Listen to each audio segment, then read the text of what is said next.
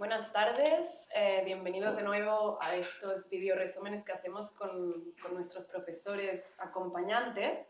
En esta ocasión vamos a hablar de Uzbekistán y de un viaje que hemos hecho ya muchas veces en Aspasia Travel con grupos que han vuelto encantados porque es un país precioso, pero hoy tenemos el placer de presentar a Miquel Cabal Guarro, que se estrena con nosotros. Hace tiempo ya que conversamos la posibilidad de hacer algún viaje y finalmente lo hemos conseguido. Y este viaje va a ser en septiembre, del 3 al 14. Bienvenido, Miquel. Gracias Diana. Encantado de estar aquí. Sí, nosotros también. Miquel es traductor literario, de hecho para mí es uno de los mejores traductores literarios de literatura rusa que hay, sí. Es doctor en lingüística, se ha especializado en el estudio del espacio postsoviético desde el punto de vista cultural y sociolingüístico. Se ha centrado en los territorios en los que confluyen tradiciones culturales marcadamente distintas y que a lo largo de la historia han sido escenario de choques entre imperios antiguos y modernos. Creo que este viaje te hace mucha ilusión. Pues sí, la verdad es que sí, porque además hace tiempo que lo perseguía y digamos que se adecua muy bien a los temas que me tiran más del espacio postsoviético, ¿no? Y como decías ahora, los espacios o los territorios en los que tienen lugar o han tenido lugar históricamente choques culturales, choques lingüísticos, choques no en un sentido violento, a veces sí, a veces no, ¿no? Hay de todos tipos. Pero en el caso de Uzbekistán se juntan varios elementos que creo que estaría bien destacar, así como cápsula introductoria, ¿no? En primer lugar, claro, a todo el mundo le viene a la cabeza la mítica, la legendaria Ruta de la Seda, ¿no? Cuando hablamos de Samarcanda o Jibá o Bujara, son estos topónimos cargados de sentido, de significado casi mitológico, ¿no? Pero al final son ciudades en las que vive gente hoy en día, en las que la gente se desarrolla normalmente, al igual que en Tashkent, la capital actual de Uzbekistán, que es una ciudad enorme de más de 3 millones de habitantes y que funciona como una ciudad, una macrópolis centroasiática más, ¿no? Pero decía que se nos juntan al pensar en Uzbekistán el elemento mítico, el elemento casi mágico de la Ruta de la Seda, con el choque de civilizaciones, con las varias capas de civilizaciones que a lo largo de la historia se han ido depositando en ese territorio, gracias en parte a la Ruta de la Seda, pero no solamente, sino también a la llegada de sucesivas olas de poder imperial, y cuando hablo de imperio hablo también de la Unión Soviética en este caso, ¿no?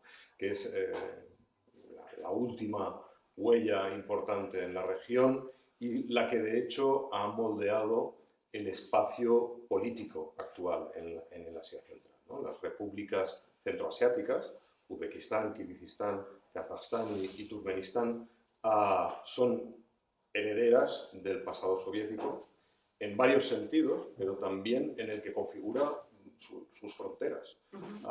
Fue la Unión Soviética y nadie más quien decidió que, por ejemplo, la región de Karakalpakistán quedara dentro de Uzbekistán y no dentro del Kazajstán, ¿no? Pero vamos a volver sobre ello a propósito de Nukus y del mar de Aral, que es uno de los puntos fuertes de... Porque en ese itinerario, siempre cuando hacemos viajes con un profesor, intentamos añadir algo más a lo que sería un viaje convencional, y además de las ciudades legendarias que hemos enumerado, Samarcanda, Bukhara, Jiva, Tashkent, que es la capital, vamos a la zona de Nukus y el mar de Aral. Y este espacio es fascinante, además visitamos un museo que es también muy especial. ¿Qué nos puedes contar sobre hay varios elementos importantes aquí. El primero de todos, quizá el más conocido, es el mar de Aral, y es conocido por desaparecido. Sí. Lamentablemente, trágicamente, catastróficamente desaparecido desde el punto de vista ecológico y humano. La desaparición del mar de Aral representa, de hecho, una catástrofe, ¿no? Nukus decía que es la ciudad desde la que se puede visitar la zona, o desde donde mejor se puede visitar la zona, es la capital de la región autónoma del Karakalpakistán, que ocupa territorialmente casi la mitad del país. Uzbekistán es un país más o menos como España en extensión. No sé por qué, yo creo que en el imaginario colectivo tendemos a creer que los países centroasiáticos son enormes, ¿no? Y Sí. que son unas extensiones de terreno enormes. En el caso de Kazajistán es cierto, pero en el caso de Uzbekistán no. Es un país de un tamaño razonable desde el punto de vista europeo, ¿no? Es como España, como Francia, como Suecia, ¿no? Algo así. Decía que la capital de este territorio autónomo, del Karakalpakistán, es Nukus, es una ciudad más bien pequeña, y además es una ciudad que ha ido sufriendo una cierta despoblación no ha sido atendida como debiera, ¿no? Y no ha sido atendida como debiera porque su fuente principal de riqueza, que era el mar de Aral y toda la zona pesquera al entorno del mar de Aral, particularmente la ciudad antiguamente portuaria de Moynac, que vamos a visitar también, ¿no? Es una ciudad portuaria muy importante hace pocas décadas, que ahora mismo está en medio del desierto, ¿no? Una ciudad portuaria sin puerto, una ciudad portuaria sin mar. Y de hecho, cuando hablamos del mar de Aral, estamos hablando de un lago salado, porque es un mar interior, porque por las dimensiones no es un mar, ¿no? Como en el caso del Caspio, que es mucho más grande, pero que también es una especie de lago grande o de mar interior salado en este caso. Y el elemento aquí, digamos, interesante de esta visita, creo que es la posibilidad de que visualizar directamente el desastre ecológico del mar de Aral, visualizar directamente cómo una antigua ciudad portuaria dinámica, con industria pesquera, con plantas donde se enlataba pescado que se distribuía por toda la Unión Soviética, cómo se ha desarticulado, cómo ha desaparecido, cómo la población vive sumida en el aburrimiento y la miseria seguramente en su gran mayoría. Yo creo que puede ser una experiencia impresionante y desgarradora al mismo tiempo, ¿no? Y creo que le da una dimensión humanística a la ruta que sobrepasa puramente la admiración de unos monumentos que pueden estar cargados de un valor cultural enorme, que pueden estar cargados de una significación histórica inconmensurable, pero que seguramente no nos abrirán los ojos a aspectos tan relacionados con la experiencia humana como el desastre ecológico del mar de Aral y de toda la zona del Karakalpakistán, ¿no? Y es en Nukus también, que me preguntabas por el museo, sí, por el Museo de Arte Moderno. Es un museo paradójicamente interesante. Y digo paradójicamente porque Igor Savitsky, que es el personaje interesantísimo que tuvo a bien ceder a la humanidad esta quimera, ¿no? Porque al final es una quimera que se hizo realidad. Igor Savitsky se retiró a los confines del Imperio Soviético, digamos, a las zonas limítrofes entre Uzbekistán y Turkmenistán, para escapar de la represión soviética, la represión cultural soviética. Y entonces imaginó la posibilidad de que ese espacio tan retirado de los centros de poder fuera o que allí cupiera un refugio para el arte perseguido en la Unión Soviética, para los artistas represaliados por el régimen soviético. Y empezó a recorrer físicamente la Unión Soviética en busca de artistas represaliados que conservaran obras o de viudas de artistas represaliados, porque en general eran hombres en la Unión Soviética, que conservaran obras y que se las cedieran o se las vendieran a un módico precio. Y él las fue acumulando en Nukus, y él mismo era pintor, pintaba paisajes del desierto, los paisajes de las grandes ciudades, de las fortalezas del desierto, o Ojiva o Bujará. Él mismo pintaba y fue acumulando obras de arte de artistas represaliados por el régimen soviético, entre los cuales están grandes avanguardistas de época soviética que no cedieron al chantaje de adecuarse a los principios estéticos del realismo socialista, sino que siguieron sus vías de experimentación y de exploración de nuevos lenguajes y cedieron sus obras a Igor Savitsky, que las acumuló y luego convenció al gobierno de Uzbekistán para que con ese fondo artístico se organizara un museo único en el mundo, un museo que es el resultado del acto heroico casi de una persona que que solo vivió para la construcción y la culminación de este proyecto personal, que al final pasa por ser, yo creo, uno de los principales atractivos artísticos de Uzbekistán, más allá de los monumentos históricos, ¿no? Es uno de los atractivos artísticos y prácticamente nadie escucha hablar de él. Entonces, esto, amigas y amigos, es lo que vendría siendo un viaje con profesor. Todos estos comentarios, esta profundidad, este interés que nos puede aportar Miquel Cabal en puntos que normalmente no están en nuestro mapa turístico. Entonces, como decía muy bien Miquel, el viaje combina la belleza más habitual y monumental con otros aspectos más trágicos, pero igualmente bellos a nivel histórico y a nivel humano, que merecen ser visitados y que los incluimos en esta ruta.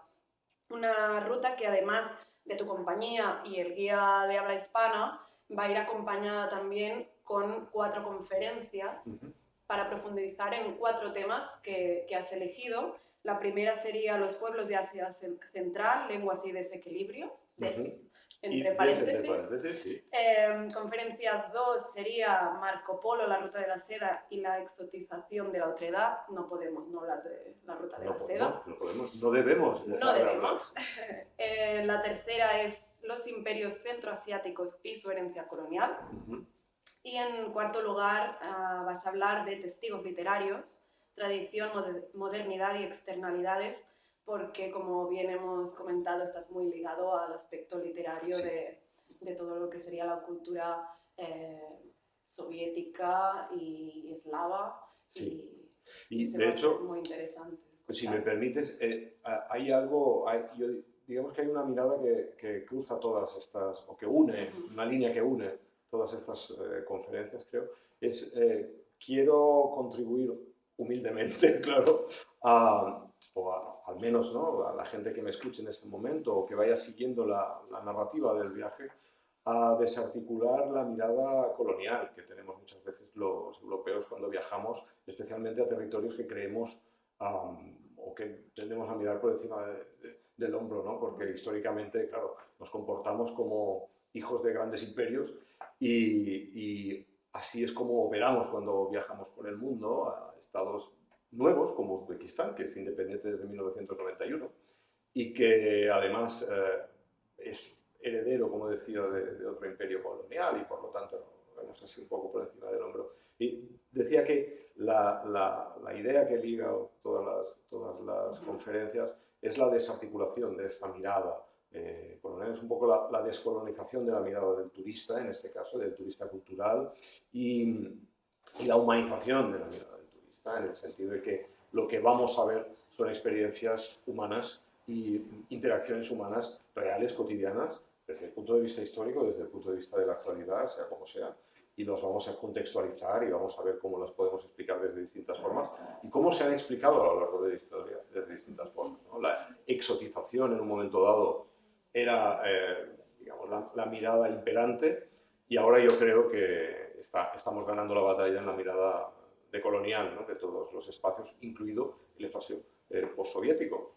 Que nos cuesta verlo como un espacio colonial, porque la colonización por tierra no la entendemos igual que la colonización de ultramar, ¿no? Pero sin duda el imperio ruso se comportaba como un imperio colonial y operaba como tal en los territorios conquistados, ¿no? Y Uzbekistán no es una excepción. No es una excepción y forma parte de nuestro objetivo desde siempre poder ofrecer esta mirada y no quedarnos simplemente con la superficialidad del viaje. Así que te agradezco mucho la observación porque es lo que pretendemos al ofrecer contenido cultural en nuestros viajes.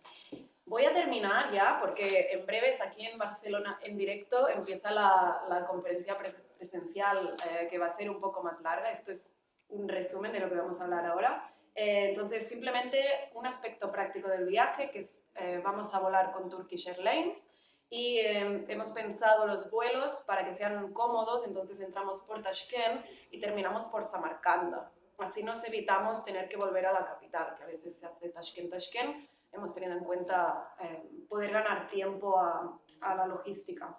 Así que nada, las plazas están disponibles.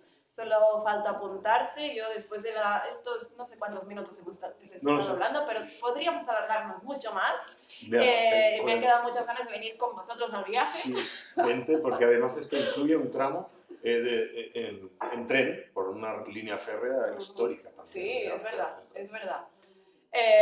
Muchísimas gracias por escucharnos. Muchas gracias, Miquel, por venir y compartir tu visión. Y gracias a Aspasia por contar conmigo. Hasta luego.